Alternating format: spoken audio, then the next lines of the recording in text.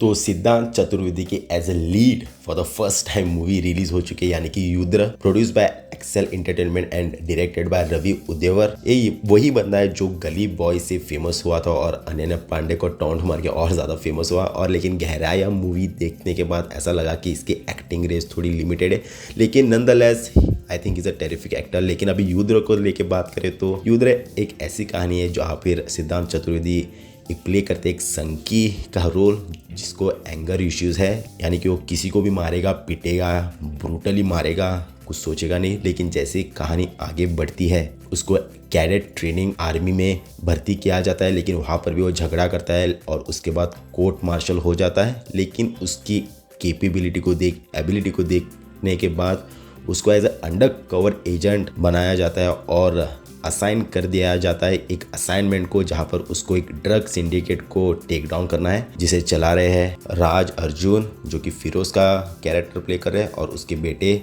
राघव जुएल जो प्ले करते हैं शफीक का कैरेक्टर। स्टोरी जब आप ऑन पेपर देखते हो ना, बहुत ही एम्बिशियस लगता है, क्योंकि इसका एक्शन हो या फिर उसका कैरेक्टर हो, क्योंकि सिद्धार्थ चतुर्वेदी ऐसा संकी कैरेक्टर प्ले करता है ना, जो कि किसी को मारने से पहले खुद को ही मार के दिखाएगा कि मुझे ऐसे मारो वैसे मारो, मुंह से खून निकल रहा है, हवा से खून निकल रहा है, और उसके बाद बोलेगा कि अब मेरी बारी, मैं तुम्हें मारूंगा।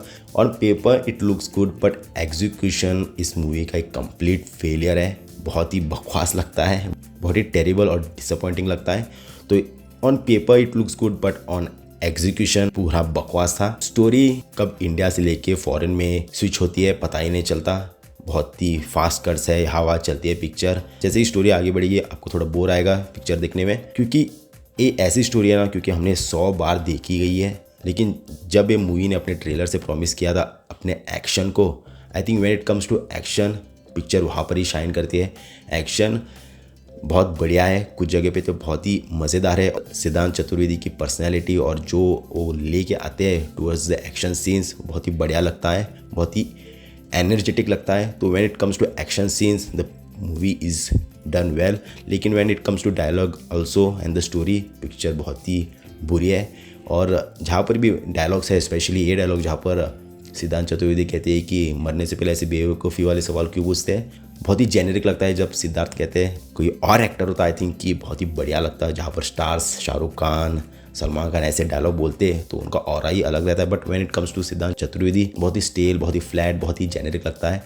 सो dialogue delivery was an absolute mess. और पिक्चर में गाने भी कहाँ से भी आ रहे हैं, मतलब 2-3 गाने इतने हैं पिक्चर में, लेकिन वो गाने भी सभी फालतू है, बकवास है, लेकिन कहाँ पे भी आ रहे हैं। स्टोरी थोड़ी बहुत सीरियस होने की कोशिश करती है, गाना आ जाता है। हीरो ने विलन को, एक बड़े बॉस को मार दिया और उसकी पूरी गैंग इसके पीछे पड़े, लेकिन ये अपने हीरोइन के साथ बीच में चिपका पड़ा है। गाना शुरू हो जाता है, मतलब नाचो। इतनी पागलपंती मतलब सिचुएशन लगती है ना आपको, मतलब आप बोलोगे कि क्या चल रहा है भाई। तो मतलब कुछ भी चल रहा है, गाने वाने कहाँ से भी चालू हो रहे हैं, ना ही स्टोरी का कुछ पता है। और मालविका मोहनन का भी इसमें मतलब ऐसा लग रहा है कि वो वेकेशन मनाने आई है इस पिक्चर में, उनका भी इतना कुछ बढ़िया एक्टिंग परफॉर्मेंस है नहीं। और सिद्धांत चतुर्वेदी और मालविका मोहनन के बीच कोई केमिस्ट्री नहीं है, कुछ लव उनका जो ब्लूम हो रहा है उसमें कुछ मज़ा नहीं आता देखने। और and later in the movie ऐसा लगता है कि उनका लव स्टोरी टेक ओवर कर रहा है to the actual story, I think which was really let down, क्योंकि ऐसा लगता है कि ये क्या चल रहा है, इसकी कुछ ज़रूरत नहीं थी। जैसे कि मैंने कहा कि स्टोरी में कुछ दम नहीं है, वैसे ही कुछ विलन लोग में भी दम नहीं है। राघव जुएल बस एक विलन का रोल प्ले कर रहे हैं जिसमें कोई करिश्मा नहीं है, कुछ एक पर्सनैलिटी नहीं है, बस कोट पहन के चश्मा डाल के आ जाते हैं। और same goes to his father as well. कुछ कैरेक्टर में कोई मज़ा नहीं है, ना कि स्टोरी में कुछ मज़ा है। बस अगर आप एक एक्शन वाली मूवी देखना चाहते हो जिसकी सिनेमाटोग्राफी बहुत ही बढ़िया है, एक्शन सीक्वेंसेस भी बढ़िया है, लेकिन स्टोरी में कुछ दम नहीं है, तो आप ये मूवी देखने जा सकते हो, आपको मूवी पसंद आ सकती है।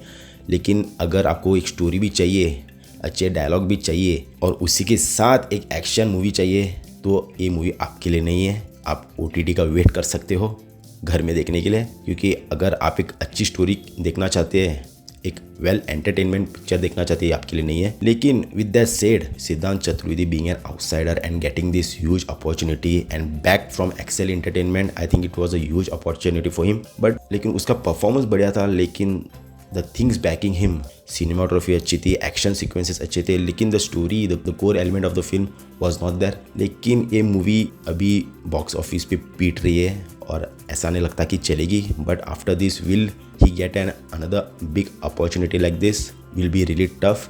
But talking about this movie especially, Siddhant Chaturvedi got a huge opportunity with this film but was a total miss out. तो ये था मेरा रिव्यू युद्ध मूवी का. अगर ऐसे ही ऑनेस्ट मूवी रिव्यूज आपको देखना पसंद है तो चैनल को सब्सक्राइब कर दीजिए और इस वीडियो को एक थम्स अप दे दीजिए. Thank you so much watching. Bye bye. Take care.